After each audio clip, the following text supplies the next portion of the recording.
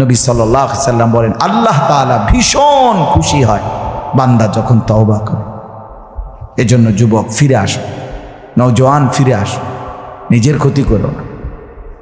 আমি প্রত্যেক দিন বলি, ভাইয়া তুমি মরে গেলে হ্যাঁ পৃথিবীর কিচ্ছু আসবে, এই বন্ধুরা ধোকা ধোকা। একটা ফোলা ফাইন তুমি মরলে খানা বন্ধ করতো না, কসম খোদা।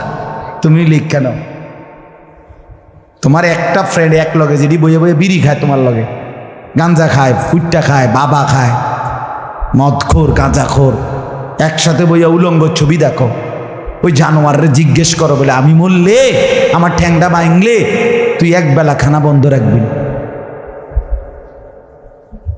কথা বুঝেন নাই?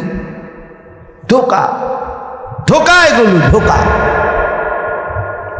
ওরা কেউ থামবে না। আরে আপন বাপ মরলে যেই সন্তানরা দিনের বেলা দাফন কাফন করছে, তারা কি সেই সন্তানরা, আপন সন্তানরা রাতের বেলা ভাত খায় না? কথা বলেন না কেন?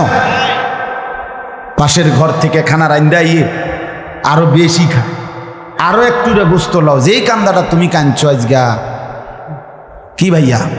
তাহলে আপন বাপ, তারপরেও তো সন্তান খানা খাইতেছে, তোমার লাগে কাঁদবে কে? এই জন্য পৃথিবী আমাদের কারো জন্য থামবে না ভাইয়া, থামবে না। সামনের গাড়ি অ্যাক্সিডেন্ট করে, পেছনের গাড়ি অপেক্ষা করে না, পাশ কাইটা কাইটা চলে যায়। জ্যাম বাজ্যা গেলে আরো চিৎকার শুরু করে, আরে লোক মরে গেছে, আরে মরলে মরুক বেটা, রাস্তা ক্লিয়ার করতে কও। ঠিক কিনা বলেন না কেন? তোর বেটা বেটা কেডা মরছে না মরছে বেটা, এর লেগে বুঝি মানুষের রাস্তা আটকায় রাখবে, মানে এই যুক্তি দেখা। তাহলে কেডা মরছে না মরছে মানে তোর মতো এক মানুষ মরছে। ঠিক কিনা বলেন না? তোর মতো এক সুস্থ সবল মানুষ মরছে বেটা, যে একটু আগে হাত নাড়তো পা নাড়তো, সেই মানুষটা এখন রক্তে ভাসতেছে বেটা। পাত্তাও নাই, কিসের সময় কাম, কার হাতে সময়? সবাই মেশিনের মতো যন্ত্রের মতো দৌড়াইতেছে। রাস্তায় দেখেন না সিএনজি অটো কি করে সবাই, কারো হাতে সময় নেই। ঠিক কিনা বলেন? কে কাকে ঠেলিয়া যাবে, কারো হাতে সময় নেই, কে কার জন্য থামবে।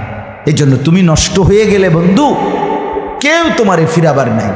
তোমার জন্য ভাববে কেউ, ডাকবে কেউ, কাঁদবে কেউ নাই। আরে আপন মা বাপের তো খবর নাই এখন। আপন বাপ সাইয়া রইছে, দেখে তার ফুতে আজকে 6 বছর 9 বছর এক ওয়াক্ত নামাজ পড়ে না, এবড়া বয়ে বয়ে বিড়ি খায়, বন খায়, চা দিয়া ভিজাইয়া খায়। এবারটার মাইছো না চাইতাম, নামাজ পড়লে পড়ছে, না পড়লে রাতের ব্যাপার। বাবুরে টেহা দাও দিছে, টাকা দিলে খালাস। যদি সুতে টাকা দেয় বাপের কোনো অসন্তুষ্টি নেই, আর যদি টাকা না দেয় এবড়ার গজবে আল্লাহর আরশ কাঁপে। ফুতের উপরে লানত দিতে দিতে, অভিশাপ দিতে দিতে শেষ। কারণ টাকা দেয় না, টাকা দেয় না, পুরা গ্রাম হাইটা হাইটা তখন মানুষের কাছে বদনাম। এই ফোলাগারে মানুষ করছি আমি, এই ফোলার লাগিয়া জীবন যৌবন শেষ করছি, 12 লাখ টাকা সুদে লইয়া তারে আমি নিজে বিদেশ পাঠাইছি। কত বড় নেয়ামতের কথা। বেশরম মানুষ সুদে টাকা লইয়া আবার মানুষের দ্বারে কও, এত বড় হারাম কইরা আবার কইতেছ। হ্যাঁ, 12 লাখ টাকা দিয়ে ফোলা বিদেশ পাঠাইছি আমি, কিস্তি লইছি আমি, সুদে লইছি আমি, আর অন ফোলাগা একটা টাকা দেয় না। তার মানে সম্পর্কটা হয়ে গেছে এখন টাকা পয়সার ভিত্তি। আখেরাত কোথায়? আখেরাত কোথায়?